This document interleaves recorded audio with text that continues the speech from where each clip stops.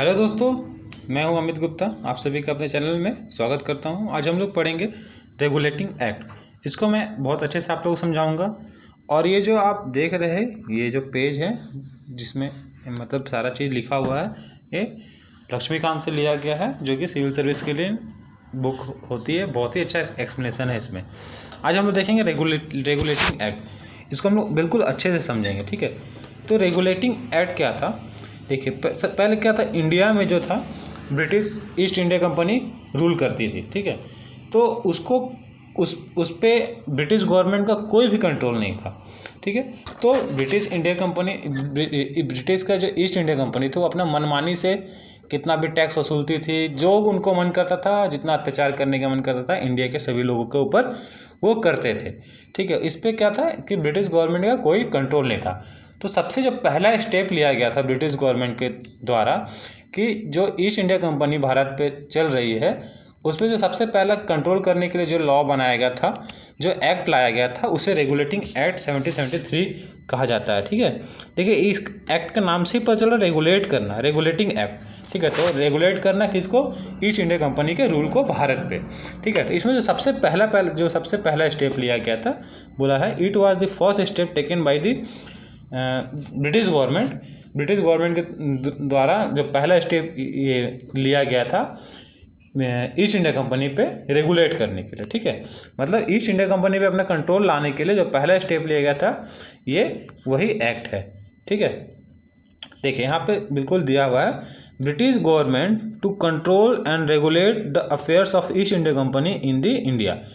दूसरा कि ये जो था, it recognised for the first time the political and administrative function of the company. मतलब कि किस तरीके से ये ईस्ट इंडिया कंपनी भारत पर रूल कर रही है, क्या पॉलिटिकल, कैसा एडमिनिस्ट्रेशन चला रही है, उस पर भी ये नज़र रखना शुरू किया। और जो तीसरा सबसे इम्पॉर्टेंट चीज़ है कि ये सेंट्रल एडमिनिस्ट्रेशन का फाउंडेशन सबसे पहले इसी एक्ट्स के द्वारा लगाया गया था। पहले क्या था कि भारत में बॉम्बे के प्रेसिडेंसी अलग थी, बंगाल में अलग था, ठीक है, मद्रास में अलग था। बट जब ये मगर जब हमारा ये रेगुलेटिंग एक्ट आया, तो इस एक्ट के द्वारा इसे सेंट्रल एडमिनिस्ट्रेशन कर दिया गया। मतलब कि आप के सब ऑर्डिनेट्स रहेंगे, छोटे छोटे पार्ट रहेंगे, बट उसको एक लीड करने वाला एक हेड और प्रेसिडेंसी रहेगा, ठीक है। जैसे इसका एग्जांपल दिया हुआ है सेंट्रल एडमिनिस्ट्रेशन का। देखिए, पहला ही में कि पहले गवर्नर जनरल हुआ करता था, अब उसके बाद क्या किया गया, गवर्नर जनरल कर दिया गया। पहले गवर्नर हुआ करता था, अब गवर्नर जनरल कर दिया गया। जैसे मद्रास प्रेसिडेंसी का कोई और था गवर्नर, बंगाल का कोई और था, ठीक है, बंगाल का कोई और था। बट अब क्या होगा कि जो गवर्नर ऑफ बंगाल होगा, गवर्नर जिसको गवर्नर जनरल ऑफ बंगाल बना दिया गया, उसी के अंदर में अब बॉम्बे वाला भी आएगा, मद्रास वाला भी आएगा। मतलब अब सब इसके सब ऑर्डिनेट हो जाएंगे। तो सबसे पहला स्टेप था, इसका फीचर्स क्या थे कि जो गवर्नर ऑफ बंगाल था उसे गवर्नर जनरल ऑफ बंगाल बना दिया गया, और उसको उसके अंडर में एक काउंसिल बनाया गया जो 4 मेंबर था, और जो उसको असिस्ट करते, गवर्नर जनरल ऑफ बंगाल को असिस्ट करते, मदद करते। और सबसे पहला जो गवर्नर जनरल ऐसा था वो लॉर्ड वारन हेस्टिंग्स था, ठीक है।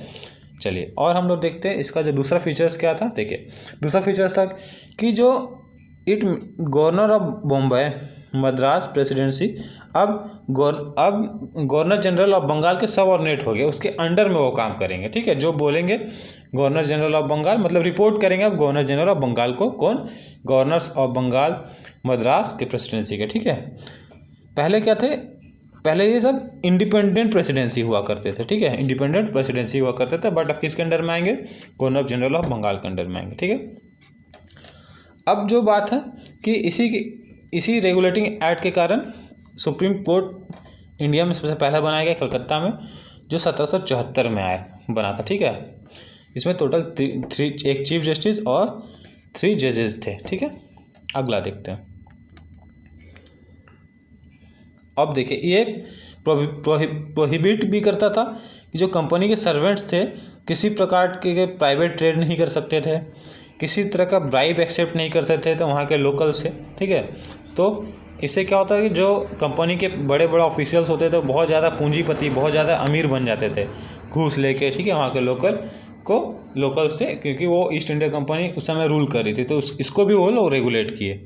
फिर अगला क्या किए कि ईस्ट इंडिया कंपनी कितना रेवेन्यू जनरेट कर रही है, क्या उनका मिलिट्री अफेयर्स है, सब उनको बताना पड़ेगा ब्रिटिश गवर्नमेंट को, ठीक है। देखिए यहाँ पे बोला established the control of the British government over the company by requiring the court of directors governing body of the company to report on its revenue, कितना रेवेन्यू किया, क्या सिविल अफेयर्स है, क्या मिलिट्री अफेयर्स है India में चल रहा है, वो सारा इस एक्ट के थ्रू ब्रिटिश गवर्नमेंट को कौन बताएगी, ईस्ट इंडिया कंपनी बताएगी, ठीक है। चलिए, आप लोगों को अगर समझ में आया हो ज़रूर से कमेंट कीजिएगा, ठीक है। Thank you.